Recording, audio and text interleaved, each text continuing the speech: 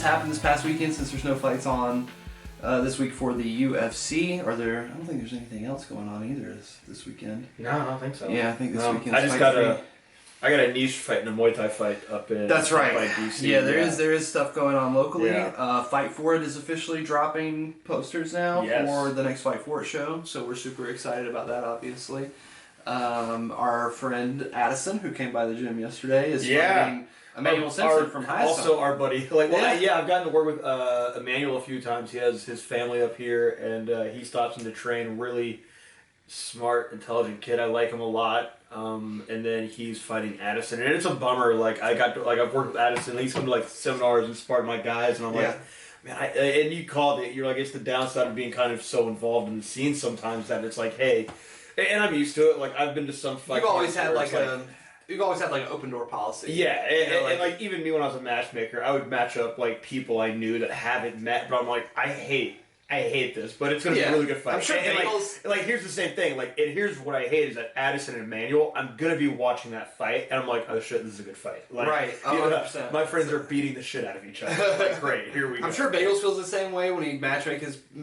people he knows for Toro, but it's a little bit different for a jiu-jitsu match compared to actually punching each other. Knocking someone out. And submitting each other. Yeah, and I had never met Addison until yesterday, and he's a strong kid, dude. Right? He picked up he's smart, everything. He's slick. Yeah. I think he showed up a little late, so I only had 30 minutes to teach him anything. And I taught him everything that I taught later on. That took me an hour to teach other people, just because he was recognized. He recognized the position you were starting at, and it was something similar. Apparently, he had been working on, and you gave him a little detail, and he went, "Oh, this makes sense." Yeah, he soaked it up really well. He got some scrambles in with Vihan and Spence later, and damn, those were fun to watch. I've never seen Addison. Yeah, I like watching Vihan grapple.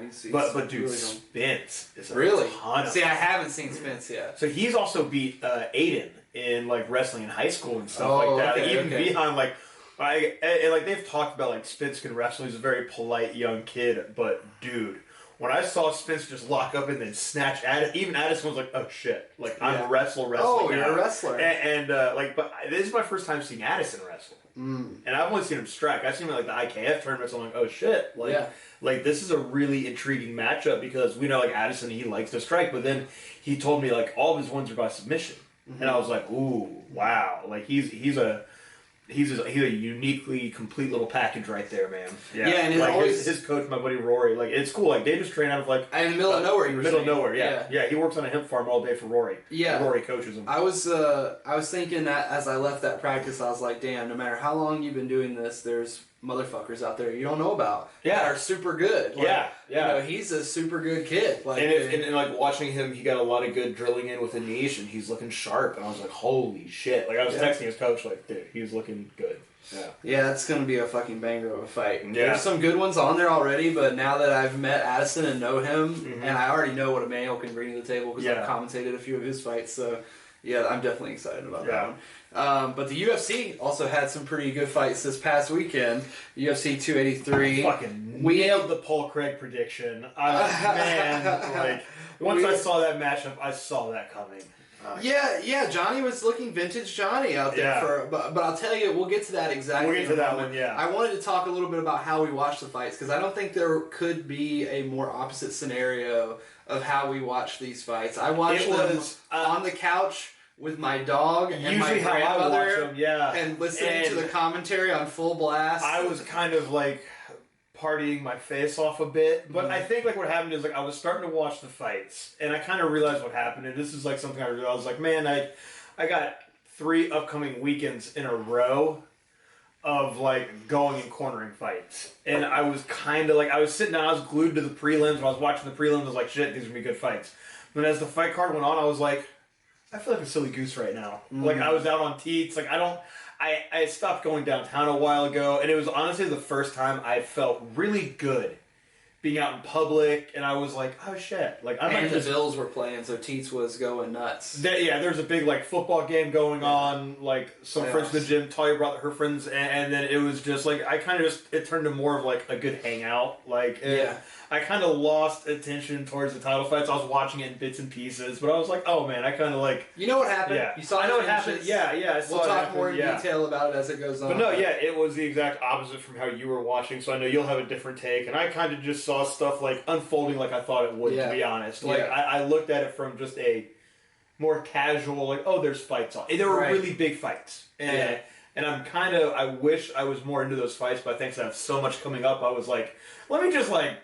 I think this card could have been ordered a little better to keep interest high, because it had some nice fights, and then it would kind of go into a lull, and then it would have like a cool fight. And go into a little bit of a lull. And I kind of lulled after, I think it was like the women's fight on the main card. That'll do it to you. I mean, I really enjoy watching women's fights, but that one was hard to watch already because it was so one-sided, and it was also like... You kind of just wanted it to be over because it was obvious after like 3 minutes of the first round exactly how it was going to go. Yeah, but and that's kind of like I started to watch that with Talia. We both went, oh, we know how this is unfolding, and I think we just kind of like just started to enjoy just like we don't go out and do stuff anymore. You've never seen Lord of the Rings, have you, or have you seen them? Oh, dude, I've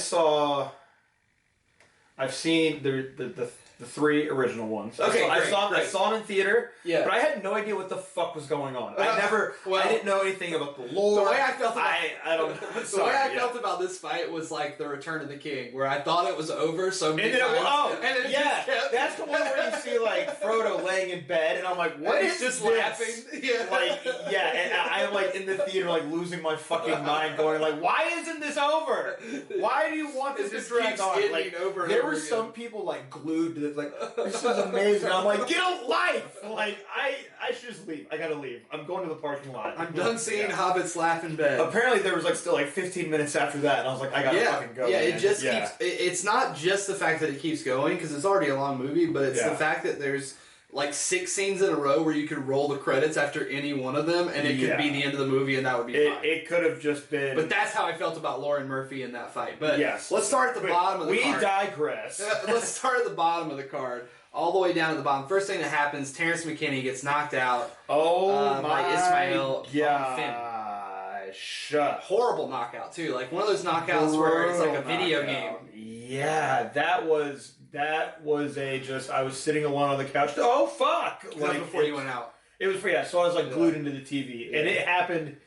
and we both really like Terrence McKinney. We like Terrence, and so I'll tell you what, I'm a big fan of these Bonfim brothers, man. That's a cool story. Yeah, the first brothers to ever debut on a UFC card together, and they both pick up finishes, one by KO, one by submission. Yeah, and man, that flying knee knockout is like one of those cool moments where you get to see something live, where you see it happening, and it slows down impact, and it's like the falling moment. Like, I remember when, like, Diego Sanchez got knocked out by Matt Brown. Like, you feel like everyone, like, holds their breath on impact from that elbow, and it's like, boom, shit, and then it's open. And you kind of felt that same wave. Like, I don't know. The last one for me like that was Cheeto versus Dom, when Cheeto head kicked Dom. Ooh, That's like one of those times where I was like...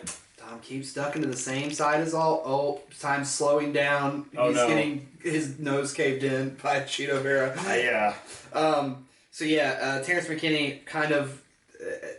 that's tough because he's so obviously talented, but it just goes to show you that, like, some things just cannot be quantified. Like, how good you are versus, like, the top talent in the world versus how good you look. And like, Terrence McKinney has looked really good lately. He's looked good. And then, goddamn, Ismail. And it's not even like you can say, but you're saying, like, for his debut for that crowd in the UFC, like, I mean, he's clearly kind of got that same thing going where, like, you'll see guys from England, like, he's fought in big venues before in Brazil. I think that he's also proving that he's fucking good. You messaged me and you were like, this is the rise of the Brazilian motherfucker card. Oh, that's what I said. I was like, you might as well call this the rise of the Brazilian motherfuckers. Right. Because I think this is all the most, like, the big names, obviously, who have fought in the U.S., not, but the debuts here, I feel like these are all the people that they can't get to the U.S. for whatever reason. Yeah. Whatever reason may be. Visa, vaccine status, whatever. Yeah. You know, this is the people that they've been trying to get to debut for a while, but because of travel restrictions and everything, maybe they can't. Because there were a couple very, very impressive Brazilian debuts, even outside of those two brothers. Yeah. And I think that this was just like a phenomenal card for the Brazilian fighters and a horrible one for the Brazilian fans because they were terrible and they were giving them hell on the commentary desk. Yes. So then we go on to the preliminary card. Thiago Moises had a nice fight. I do want to say Jailton Almeida. Oh yeah, that was a good fight. That guy, do you think he could be a light? Like, how overall big is he? Like, he looks like he looked like he is he like Cyril Gahn size? I can't get a good read physically on him. Like, heavyweights are so all over the fucking place. He looked pretty appropriate next to his opponent, and his opponent's a definite true big guy. Yeah. So it's hard to tell, but you know he's a long Brazilian guy. You know, like he's a long-limbed fellow. So maybe it's feasible for him. I'd have to see what he weighed in at for this one. Yeah. But man, that was like he absolute just steamroller on the ground. Yeah. And it's unsettling to see big guys like that be that smooth on the ground. A bad motherfucker. In a division of people that cannot grapple to save their life for the most part. Then Gabriel Bonfim made his debut with that rolling guillotine. Yeah, and we talked about that. We talked about that a couple weeks ago in class when I was teaching the arm-in guillotine. I was talking about how the arm-in guillotine is harder to learn how to finish and become an expert at, but it offers a lot more in the way of versatility than the no arm. Because obviously with a no-arm guillotine, they have their arms, they can frame, they can defend, and they can also like roll to their back to try to relieve or try to roll out of the guillotine to relieve pressure. But with that mounted front headlock style arm-in guillotine, you're controlling them the whole way. And if you do fall back onto a guillotine, you can like butterfly hook them and roll them, or if they're really trying to buy themselves air, like what we saw here, you just roll straight into the mount and get top position even if they get out. So I thought that was a super clean submission. I didn't realize until after the fight, but he's 14-0 and like 9 of his wins are by sub. Yeah. He's fucking good, man. Which one is older, the lightweight or the welterweight? I think that the lightweight is older. Yeah. Let's look. Wow. Not listed on ESPN as his age in true Brazilian fashion. Let's see if the UFC has it. Okay, so he's 25. The welterweight is. Oh, wow. He's got a really bright future. Yeah, to make your debut at 25 and win in 49 seconds by sub is pretty impressive. Oh, did you see Cody Staman's fight? Yeah, he looked really good. He looked good. He looked super good. Yeah, he looked very well-rounded.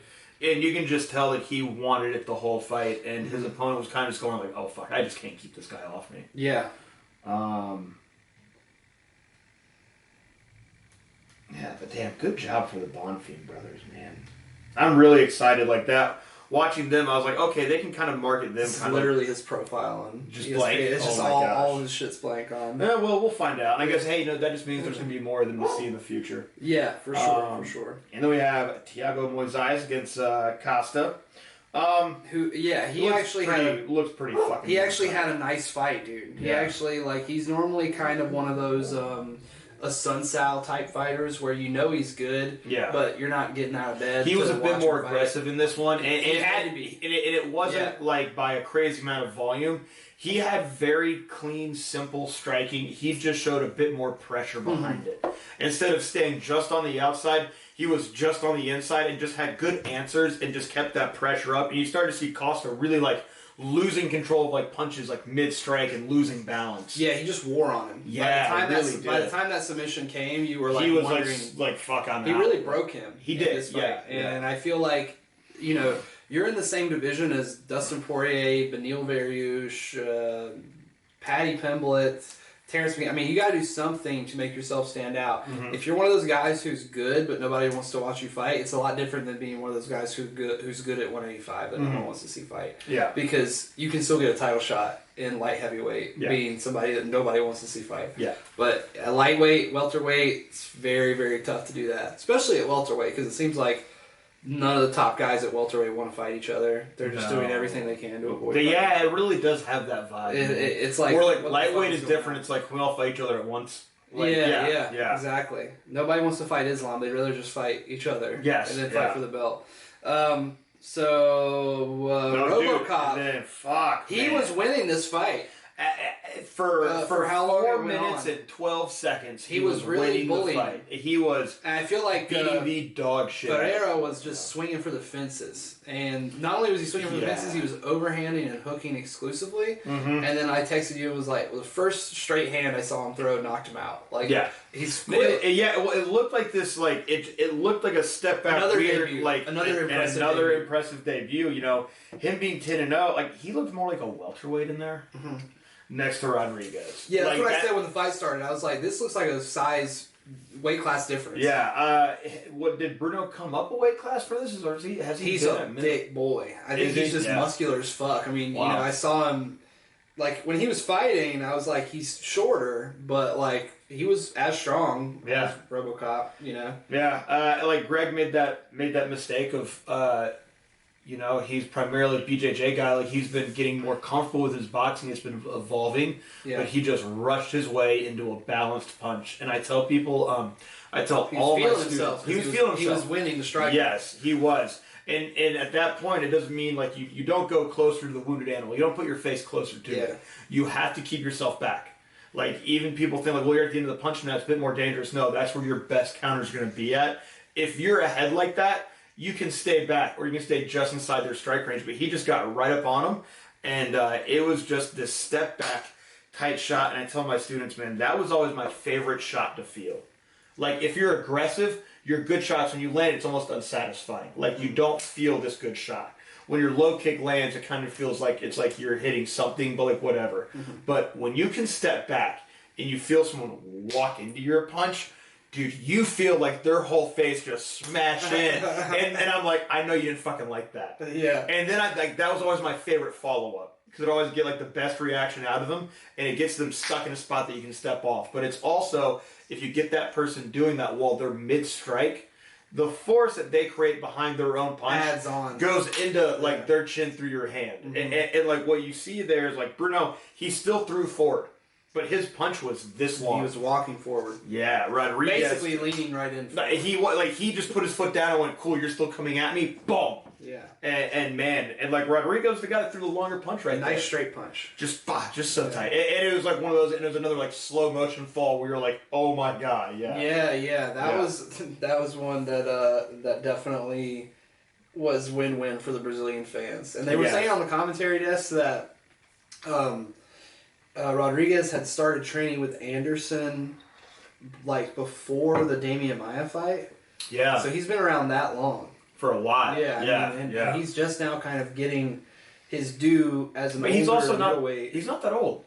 It's crazy. No, he's not even 30. That's fucking insane because he looks 45. He looks 45. I remember we talked about that last time we watched him fight when he got cut real bad. We were like, this guy looks 40 years old. Yeah, but then we looked at his age and we're like, oh, he's not even 30 yet. And he's been training like around top UFC guys since he was, I guess, 17. Yeah. It feels like bench warmers. That could like, be why 12. That could be why he looks like he's 45. You know what I'm saying? Since he was a teenager, he get by. But bench like warmers. Where he's like got the birth certificate that's just I am 12. Yeah, that's and it's a full grown like Cuban guy.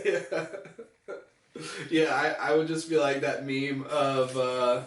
It's like a super old man, and it's like, jiu-jitsu's great. Keeps you healthy and young, Mark, 25. Jiu-jitsu physically ages you, and I feel like striking helps your head revert back to feeling like a child.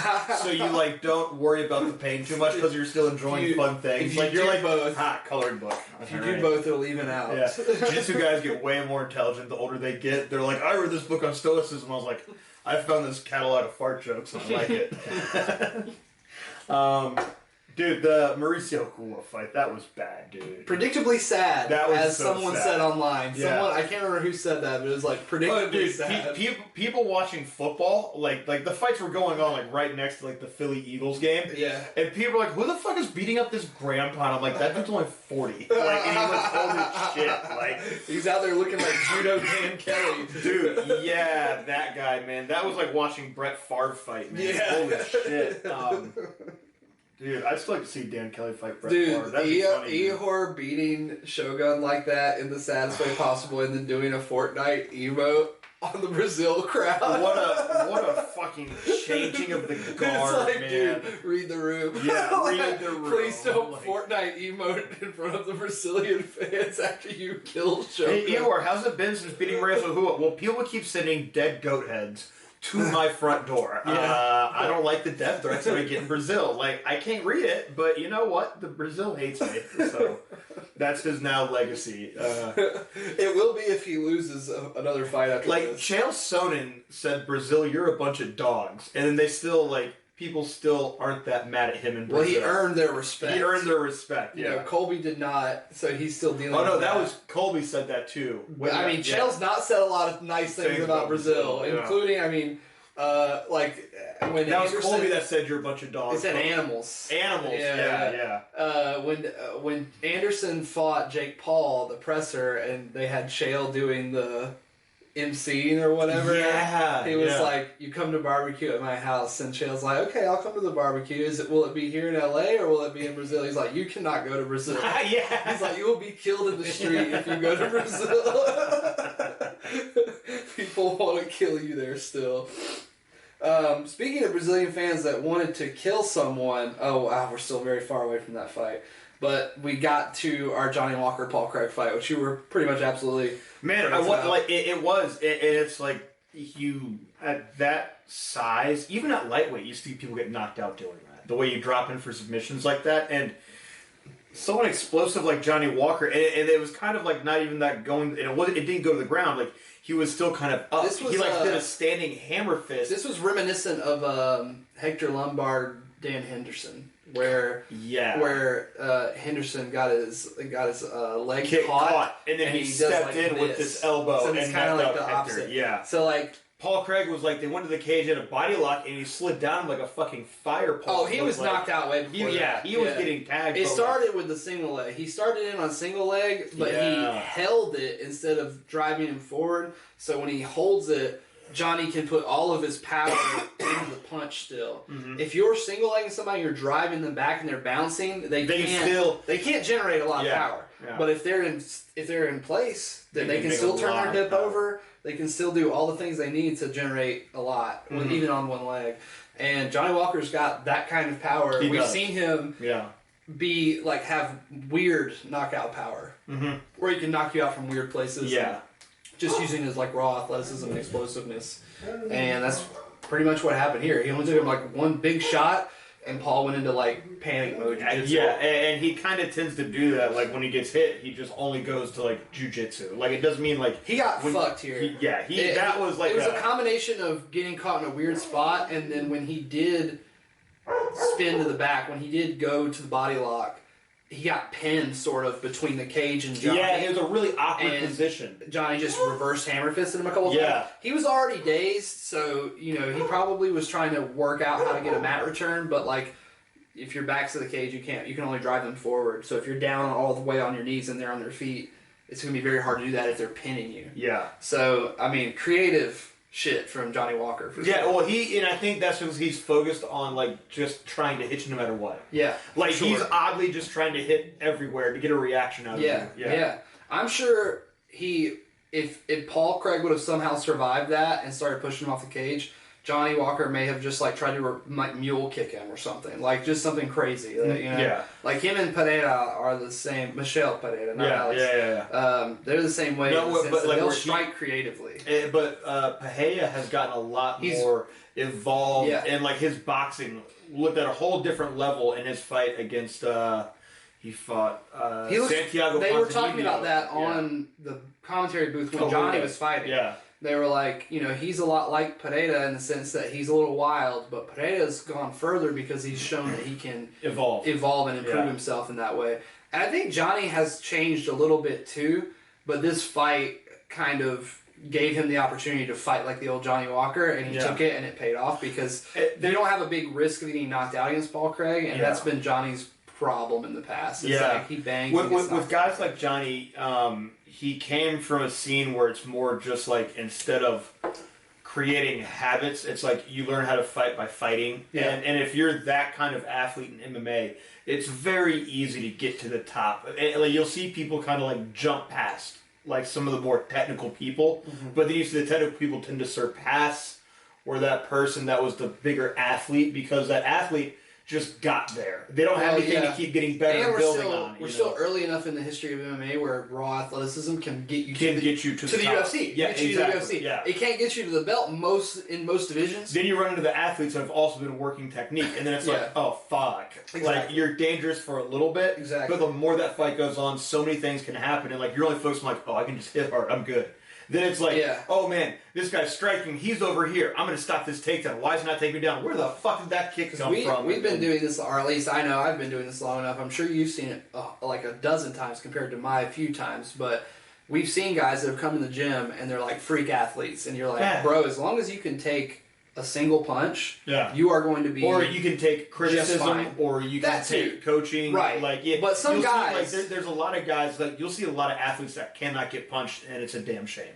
But, like, you also see people that can be good athletes, but they have a hard time, like, being coached and dealing with, like, you know, one fight going wrong, and they can't handle it. Like, dude, I've seen, so I started being around fights when I was 16, 17 years old, like, and I've seen, like, you know, like, not like the highest level has been around, like, a smaller fight scene, like, it's North Carolina, Virginia, South Carolina I grew up around, but, like, you see it, like, all the time, like, guys that are good athletes that then realize they just don't like fighting, and it reminds you of, like, how hard it is just to knock on the door of the UFC. Right.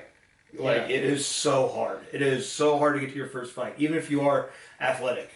Like, if you have all the right things, it's still a motherfucker to get there. And sometimes you can have none of those things and win the fucking Ultimate Fighter battle. Yeah. Like, think about all the things that had to go exactly right for him to be on the Ultimate Fighter compared to where he made his pro debut that we called that he lost in, like, a minute. Less than a minute. Yeah. And it's just, like, insane to me to think about how hard that guy worked. Yeah. To, like, have...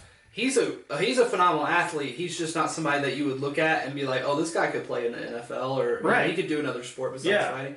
But like he, especially in these last two fights where he's really been in crazy shape, dude, he looks insane. Yeah, I mean it's insane the dedication that guy has had to his career and how far he's been able to get in a short time compared to so many other people I've seen come through the same North Carolina fight scene that I thought were more talented earlier. Like, Brian's become more talented over time because he's such a sponge. Yeah. But I'm talking about, like, in the early development, like, there were guys that were, like, better athletes, and maybe for a time they were better strikers or grapplers than he was, and they're just done now. They're completely gone. Yeah. Like, you know, I think about, like guys like Michael Hardman, how good that fucking guy is. Like, especially to be such a strong grappler. And now it's been like 3 years since he's fought. Yeah. And it's like he wants to fight. I know he wants to fight. But it's just been 3 years since he fought. And he was on like a 4-fight win streak before he went pro. Like, all submissions. Yeah. You know? I mean, that's pretty fucking nuts. So I'm excited to see who's next because, you know, we've got some guys in there. We've got Jamie. Brian won the Ultimate Fighter, which I think is like... To me, I think that's the biggest accomplishment somebody from our scene could do besides winning the belt. Mm-hmm. You know, if Brian wins the belt, that'll definitely be echelon. But I think winning the Ultimate Fighter is so much. And like we have like Derek Brunson of Wilmington, who like out of like sheer athleticism, but it's also his ability to get better as it goes on. Now that's a really good example because that's a guy who got almost all the way to the top on just the athleticism. Yes, and then he realized that he had to change things up, and he switched things up. Like started switching things up perfectly. Yeah, especially when he went on that little second run that kind of ended. Recently. I really like this matchup of him and Driskius Duplessis. Yeah, that's a good matchup. I think it's a good matchup. I mean, I think like.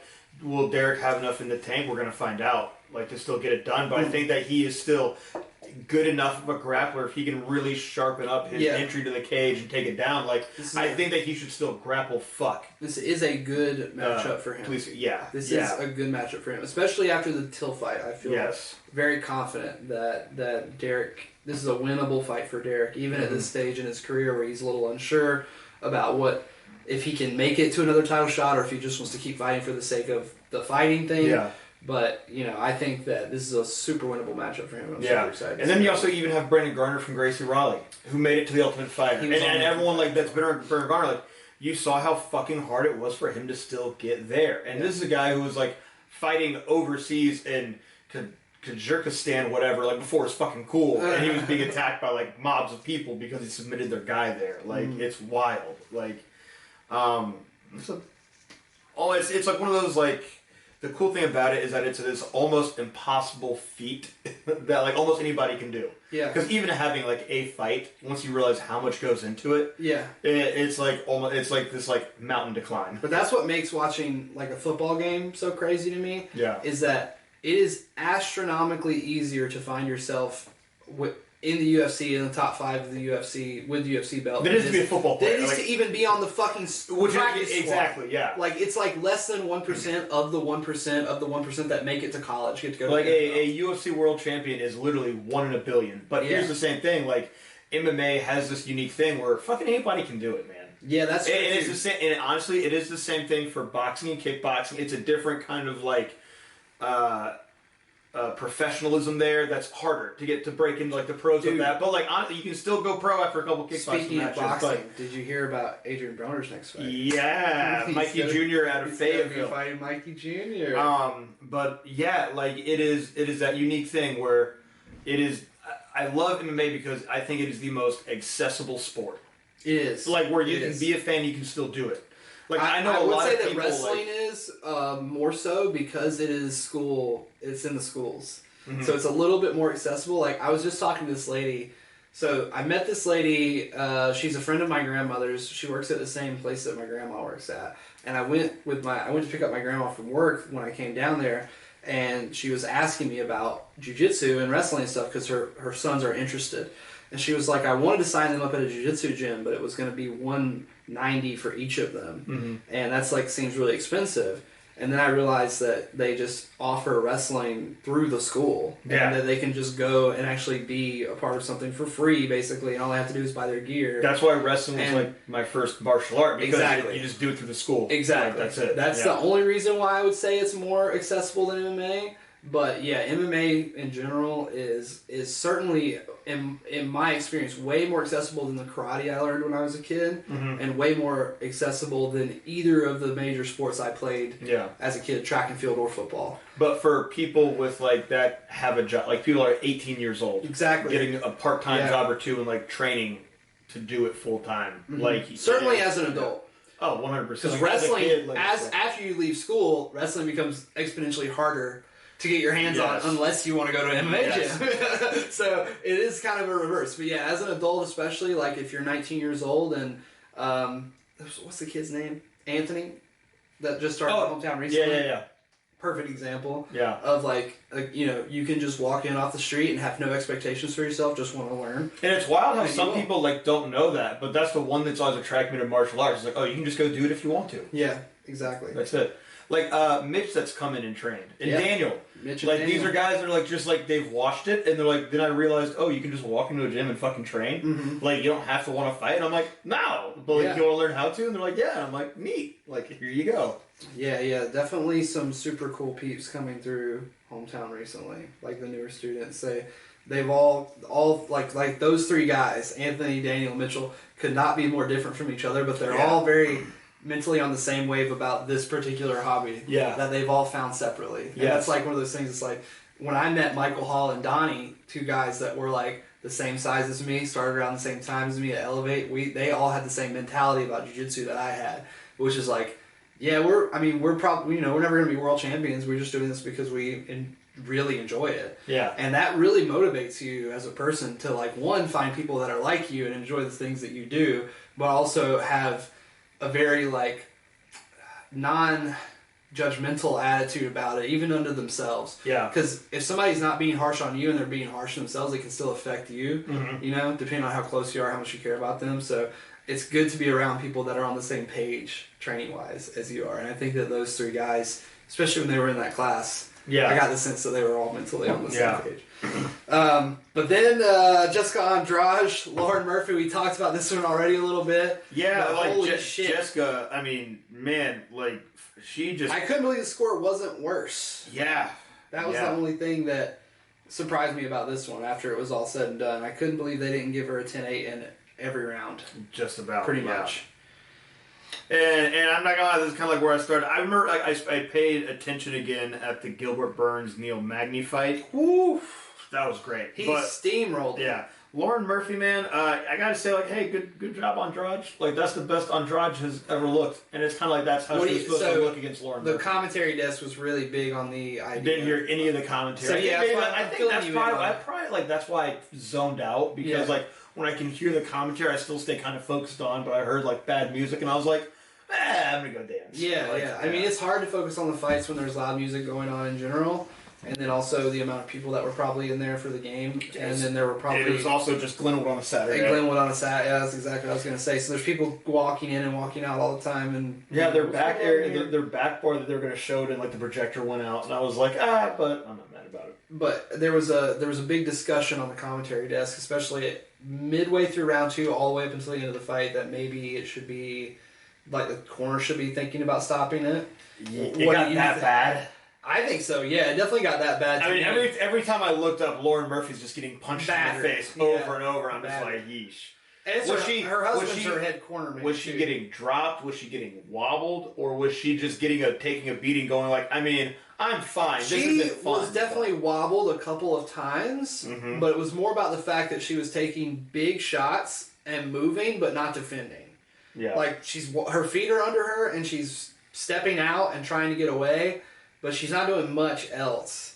And it's not really... She's doing just enough for the ref not to stop the fight, and a lot of people are saying that the ref should have stopped it at certain points, too, because Andrade did land some big shots that were, like, very stringy and could have been stopped in other places, and we'll talk about some of the inconsistency with the reffing when we talk about the main event. But I just thought that, like...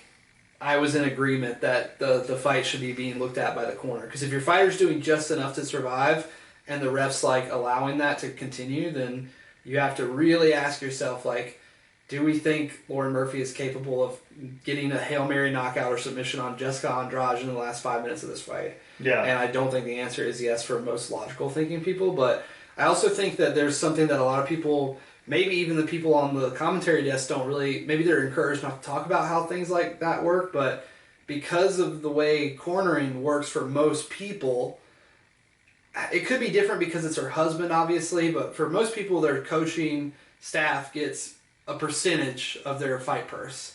So if their fight purse is doubled because they won instead of lost, then so is their fight purse as a coach or cornerman.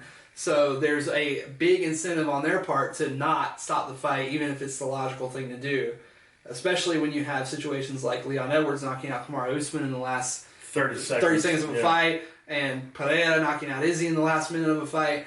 But Lauren Murphy is neither of those people. Yeah. And you have to kind of really think about, like, is it worth my wife permanently having some kind of scar tissue or deformity because Jessica Andrade is mauling her right now and turning her face into a hamburger? And I wonder if it came down to the conversations in between the round. Or it's like, did you hear what Lauren Murphy was saying? It sounded like very generic corner talk. Yeah. It didn't sound like... But how was she in between rounds? Was she very present, or was she like, hey, who's making hash browns? After the first round, yes, very present. After the second round, she was present, but she was so hurt on the stool that she wasn't talking. They were just coaching her and cornering her. Yeah. If I see something like that, then you have like another 5 minutes of that. Like, I would let her get off the stool, and if it gets really bad after like a minute, then it would be okay to throw it in. Because that can still save her from like 30. Well, I feel like you would be more apt to. I mean, obviously, you've been coaching a lot more than I have. But I've thrown the towel in before someone's gotten really hurt. You would be able to see that a lot better than most people. And you also know what these fighters move like and behave like in the gym. You watch them spar. So if they start doing things that are uncharacteristic of what you see in the gym, you would think that most people would want to stop it. Yeah. You would hope. Yeah, you would hope. I mean, I tend to... I've only done it like a couple times, but it's just because I knew what was coming after like this ref. Like, and it's one of those things like the ref, like in a pure striking sport, like they have like the 10-8 breaks, and that gives you a different kind of like judgment. Yeah, Does that make sense? Where there's been a couple times after some like. Because you were looking at like, too. The ref is getting ready, like, and I'm looking at the fighter, and I'm like, if this person comes out guns blazing and the ref doesn't stop this, like, I have like the towel kind of ready to go. Trigger. Yeah, just because it saves that person from that concussion. Yeah, I think that's a important conversation to have because it's very common, especially in boxing. And would you say that it's less common in Muay Thai and kickboxing from your experience? Is it more like MMA where you just rarely ever see it happen?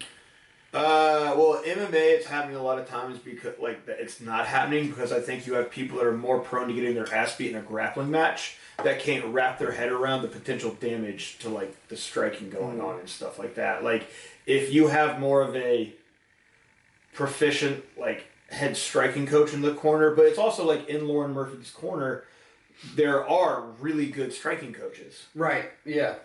Like...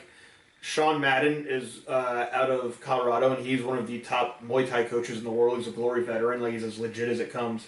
Then you also have, like, Crew Bob Gomez in her corner, and those guys are legit. Like, I know, like, they've had to throw in the towel or, like, call off fights in between. But it's, like, in Muay Thai, like, there's a few more things that can make it happen, like, between elbows and knees, like, nose breaks, stuff like that.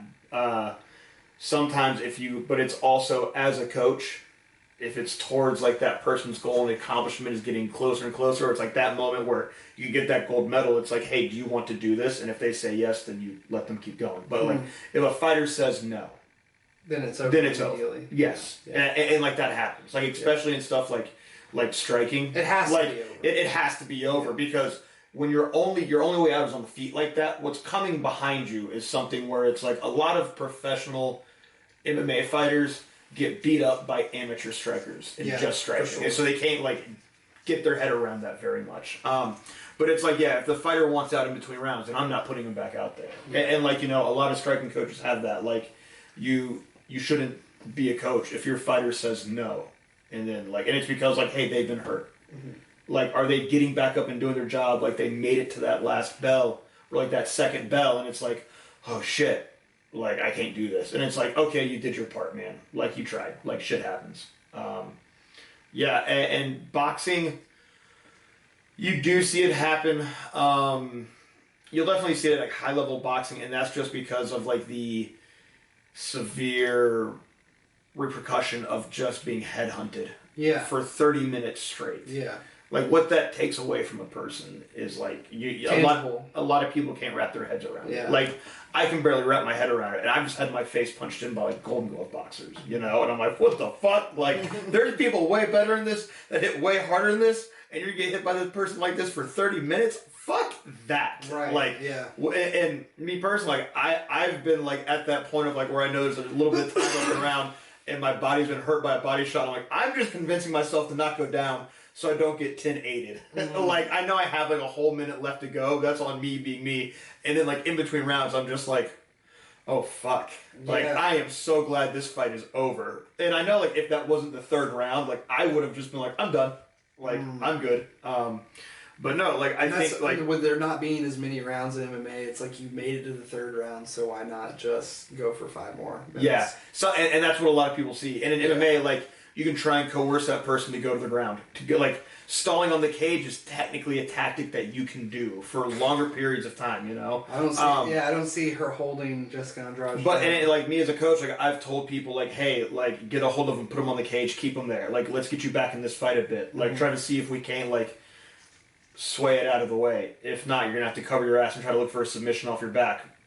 Hopefully the ref is about to do like, and then even as like a coach in the back of your head, you're going like, I really hope this ref is going to do their job here if this goes bad in 3 minutes. Like, because there could be like those in 3 minutes, if something good doesn't happen, it's about to get catastrophically worse. Right. And you really hope the ref is about to like do their job. Yeah. And like as a coach, you have to know like that is a very near scenario, and you have to decide that within a minute, and it fucking sucks. Yeah, like, it exactly. Sucks big time. Especially the higher the stakes are. Yes. It only makes it worse. Yes. When it's an amateur fight night or a smoker, I'm sure it's very easy, because it's like, who gives a fuck? Yeah. we're not even making money. Yeah. But Gilbert Burns versus Neil Magny. Where are we? What happened? We're at Gilbert Burns. This fight was good, buddy. If you Gilbert Burns for like a whole fucking 4 minutes. World beater. Yes. Yeah. He looked like a world beater in this fight. That was Gilbert Burns going, man, I need to get the fuck back in gear. Like, he's been in gear, and he's just been facing the top in the world. And he kind of reminded people that Neil Magny is always going to Did you hear what he said in the interview after the fight? No. He was like, I promised my wife I wouldn't stand and bang. That I would just get an early submission for her sake. Good for him. Good for him. He used the same arm triangle setup that RDA submitted Magny with, too. The same one. It looked identical. It looked identical. It was just classic Jiu-Jitsu 101. Mm-hmm. And I remember just like watching it in awe of how simple it was and how good I know Magny is on the ground. Yes. So how good you have to be to use like just Jiu-Jitsu fundamentals to just decimate someone in this way. And Gilbert looked fucking incredible. And then he called out Colby after. I like. And the Brazilian heard fans that. Went nuts. Yes, I really like that matchup. That would be awesome. Gilbert Burns with the perfect performance. That was great. That would be awesome in the context of Brazil if they could somehow do that in Brazil. Colby versus Dorinho. Wild. Yeah, I like that a lot. So he steamrolled him. Moreno versus Figgy 4. These guys are... I know you didn't see the fight, but man... I really did see it. Like, the little bit I saw, like, Moreno looked... Like, Figgy looked good, too. But Moreno had a really good corner in his ear to make him adjust, I think. Like, these guys are magic together. Yes, these guys they really are. These guys... Every time they fucking touch the gloves, it is a magical fight. And is Figgy going up to 35 now? Yes, is that the thing that they're talking about? Okay. Yeah, I think they thought he was going to retire because he took his gloves off and set them down, and I think he might have even misunderstood the significance of that. Yeah. But everybody thought he was like retiring at first, and then he was like, "I'm leaving this division," and everybody was like, "Oh, okay." Yeah. But yeah, the ending sequence was a little weird because. He went to the left hook to the eye. Yeah, he went to get him with the hook, but Figgy was on the step out, so he kind of straight-armed it a little bit. But yeah, from what I saw, it was just like that, like how the knuckle could just go into the whole like eye socket. Yeah. And it was that just like, oh shit. So he cut him, and then he dropped him, and then he rubbed his head and the seam of his glove into the cut to widen it up. Really? And I was like, this feels like some karma for all the cheating that Figgy's been doing in the last 3 fights, and in this fight too. He was cage grabbing, all kind of weird shit. But one thing I didn't care. Oh yeah, like Figueiredo is probably one of the dirtiest fighters in the entire UFC. Yeah. And even like I remember Justin Gaethje even said that in a tweet while this fight was going on, and I was like, damn, for Justin Gaethje to say that, you got to be pretty dirty because that motherfucker is he does some questionable shit in there. But yeah, I think that Moreno was physically bigger. Like he put on some muscle. For he did look like the bigger guy, and he's been a better grappler. But I think he was just getting a little out muscled in the last one, so he put on some between the last fight and this fight. And he used a very similar strategy to what he employed with Kai Kara in terms of keeping the stance narrow instead of having it super wide. And I think that just gave Figueiredo, didn't give him as much access to the leg kicks, which he was killing him with in the last fight. And it also just gave Figueiredo too much to think about. Like it put Moreno like one step ahead. Yeah, he looked like Figgy was playing catch up. He was up 3 rounds when the finishing sequence happened. So they can complain about the finishing sequence if they want, but on the commentary desk, they were immediately like, "No, that's clean." Yeah. Like everybody on the commentary desk, like clean shot. Luke Thomas retweeted and was like, "Clean as a whistle." So everybody's kind of in agreement. It's a clean punch that ended it, unless you're from Brazil, in which case it was definitely an eye poke that was illegal. But it was a good fucking fight, man. And I don't know. Pantoja, that's who's next for Moreno. And Pantoja's beating him like on the Ultimate Fighter and once outside of it. Yeah. Like Pantoja battered him in his like last fight. Like Pantoja's got Moreno's completely different. Moreno, I think, is going to fuck Pantoja up so bad. Moreno is so different now. Yeah. He's like Rose, where he just kind of got so much better, like almost overnight. From one fight to the next, it was like, because you remember he got cut. Yeah. He was in the UFC, he got cut, he came back and became the champion within like 4 fights of coming back. Yeah. It's pretty nuts. And Rose didn't get cut from the UFC, but she, lost and kind of went away for a little bit, and then when she beat Michelle Waterson, She went on a tear that lasted her up until Joanna. And when she fought Joanna, everybody was like, this girl's going to get killed. And then she knocked out Joanna. And they're like, oh shit, she is the best in the world. Elite. Yeah. She's elite. Okay. So you see that difference of like the fighter becoming like an elite fighter. And it's like it is a magical thing to see when you see someone fight for a long time. You see him hit that like elite level. Her and Moreno were both also very young when they came into the UFC. Yes. Very, very young. Moreno was, I think, 20 when he came to the UFC, and she was, I think, a year younger. Yeah. Or the same age. Yeah, she came in off the Ultimate Fighter as well. Yeah, she wasn't even 21 on that show. Yeah, that's what I think. I remember seeing that. But yeah, I'm excited for flyweight, man. Flyweight's good again. Figueiredo leaving is probably going to be good for the division. I don't know if he's quite that big to be like a big guy at 35 still. But they say he walks around 160 or more. Yeah, but 35's full of size bullies already. True. And if it might be like one of those situations where like Darren Till, you're a monster at 170, but then when you go up to 185, you're just another guy. You're a dude, yeah. Yeah, and I feel like Figueiredo could put himself in a position where he's just another guy, but he's certainly good enough to like get a fight right off the bat with the top 5 guy 100%. or top 7 guy. 100%. I think so. It'll be interesting to see. Jamal Hill versus Glover Teixeira. Looked like a more technical version of what happened to Etor and Shogun. Yeah, a little bit. It was like a high-level version of that. I think that Jamal just really surprised everyone with his improvement in the takedown defense. Yeah. Glover was shooting, and he wasn't just shooting the same shit over and over again. He was chasing. He was chain wrestling. Yeah. He was going for body lock, double leg, single leg, getting the single leg, trying to turn it into a double leg, using it to turn into the body lock. I mean, he was throwing a lot of different looks at Jamal. And Jamal stuffed like 18 takedowns and only gave up like 1 or 2, I think, in the entire fight. And when he did get taken down or was on bottom of Glover, he either completely defended himself or was able to just get on top. In the last round, I mean, it was almost a rocky moment in the last round because I could tell that Jamal was not tired, but he was feeling the 5th round. And he just was a little too forward leaning and got kind of caught with a takedown, and Glover kind of instantly mounted him, and I was like, oh my god, like Glover's been getting his ass beat for 5 rounds, and he might be in a position where he could win this fight. And Jamal swept him and ended up on top of him and started front headlocking and controlling Glover on the ground. So I was like, all right, that seals the deal. This guy's the fucking champion of the world. Yeah. I think Jamal just answered a lot of like questions that people had about him, especially considering he lost to Craig. Yeah. So I think the grappling was just not where people thought it was going to be in terms of the differential. And then he was killing him with the uppercut all night. Like, I think that the one... That's always been his kryptonite. Oh, yeah, 100%. Because of the way he does things, the way he shoots, the way he looks at the floor and tries to grab the leg.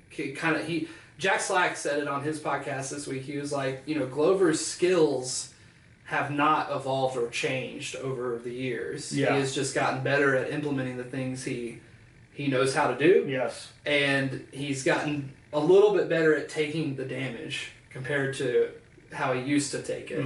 Like, Gustafsson uppercutted him like 150 times in 1 round and killed him in Stockholm. And Jamal once. Well, I was going to say Jamal uppercutted him like probably 20 times as well throughout the course of this fight. And it didn't ever look like Glover was going to be knocked out cold. And I just think about how one punch from Anthony Johnson like sent him to the shadow realm. Like, this guy's got a seriously legit iron chin. Yeah. And Anthony Johnson just turned it to dust. Yeah. And it just makes it like retroactively that much more impressive. Yeah. But yeah, I think that, Glover just took so much damage in the fight, and he took a lot of it before the 3rd round. Like, going into the 3rd round, he was looking pretty rough, and then in the 3rd round, he got split, and then it was just... I'll be excited to go back and, like, rewatch it. It was progressively worse and worse and worse, and I think that's, like, my biggest complaint about this fight was that there were lots of moments where it probably should have been stopped when you compare it to Israel versus Pereira, because as soon as Israel's in trouble, before he even gets dropped, and he's wobbled against the fence, they're stopping the fight. Yeah. And here, Glover was, like, flattened. at some points. Oh, like he really? gets the fence, he's getting rocked, he's getting hurt, he drops down, he gets uppercutted, he goes completely flat, and then he starts to like kind of find his way back up on us. There's one point where he's definitely going to get finished, and he's just holding on to the leg, going for like the TJ Dillashaw, I'm getting finished single. Yeah. And he's getting hammer fisted, and I'm like, they're about to stop this, and then I can't remember if it was Mark Goddard. It might have been Mark Goddard, but he's just sitting there like, no, Mark Goddard did the co-main, so it's Herb. Herb's just like, just staring and watching Glover take brain damage after brain damage, and it's just like, you know, a little bit of consistency in the reffing would be nice. But then, as soon as the last round ended, everybody in the arena left. So yeah, I heard like Brazil abandoned Glover. Yeah. Jamal got the belt to an empty arena, and then Glover, after Jamal's interview, announced his retirement, and there was like no one in the arena to. That you know what? I'm sad about the fact that I didn't know that Glover retired until the next day. Yeah. But I'm really glad that he retired. But at the same time, I'm super sad that he retired because it's been so much fun watching him fight. Yeah, for sure. Yeah. For sure. Especially to have the run that he did at the age that he had it.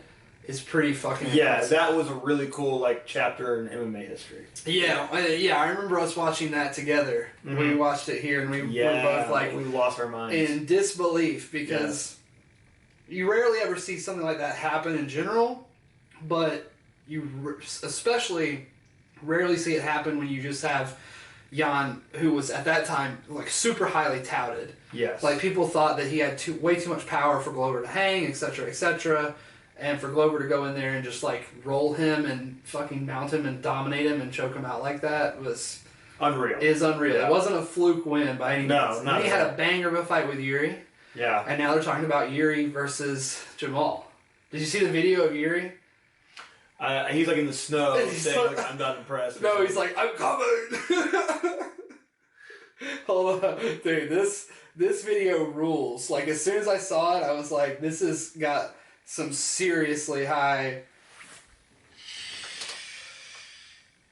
Congratulations. I'm coming. I'm coming! That's it.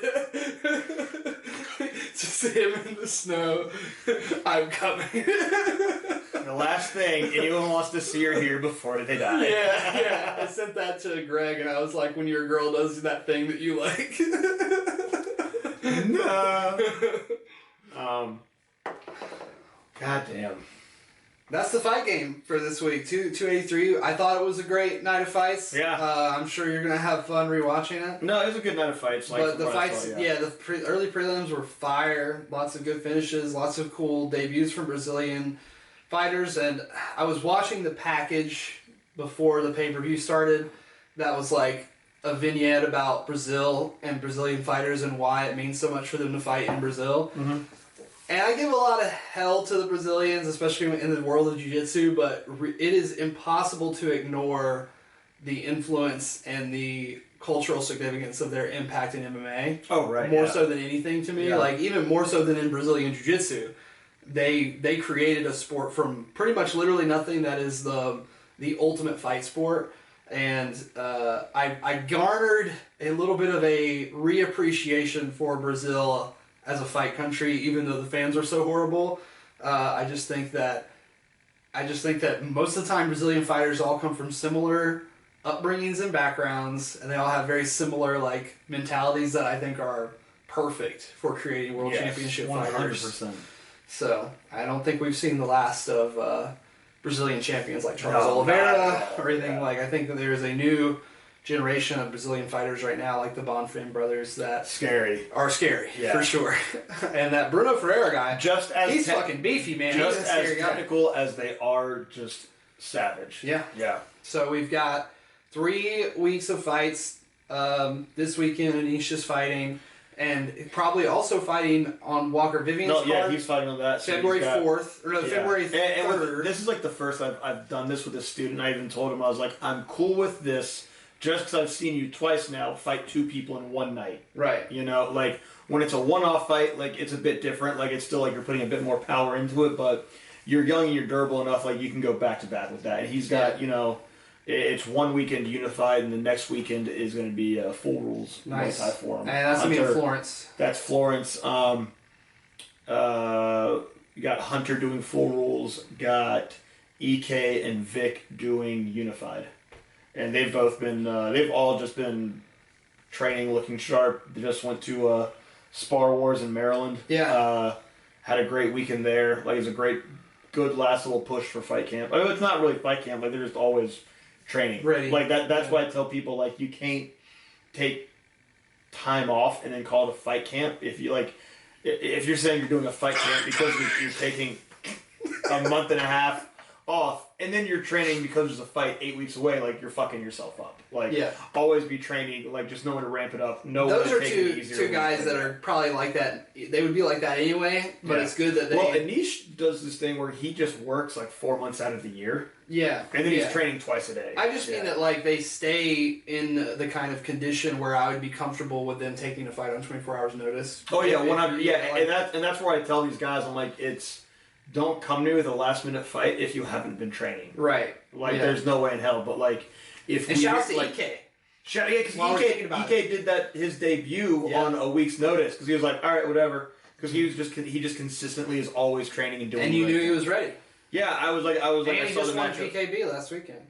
Yeah, he did it. Like, he went up to Maryland for Spar Wars, and then the next day did a PKB in Charlotte. Yeah, that's an example of somebody who's ready in fucking fight shape. Yeah, right absolutely. There, sure. Yeah, and so just getting the year rolling. Then got some MMA fights in February. Got Aiden and Leilani helping them from out. The Embrace team. Yep.